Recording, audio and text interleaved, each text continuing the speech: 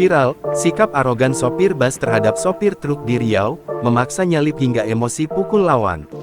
Tengah beredar video yang memperlihatkan keributan antara sopir bus pariwisata dengan sopir truk viral di media sosial. Video tersebut viral usai diunggah oleh akun Instagram @langat_sitorus.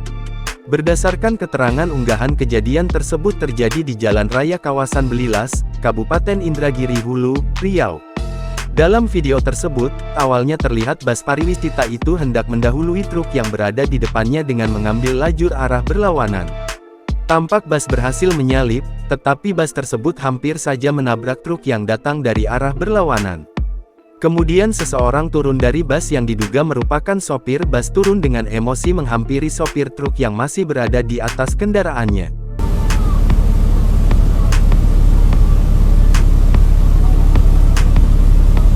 Keduanya pun kemudian terlibat cekcok. Bahkan, tampak sopir bus tersebut memberikan pukulan ke sopir truk berkali-kali. Sontak saja, unggahan tersebut pun kini mengundang berbagai komentar warganet. Tak sedikit warganet mengecam tindakan arogan sopir bus tersebut. Download Tribun X sekarang, menghadirkan lokal menjadi Indonesia.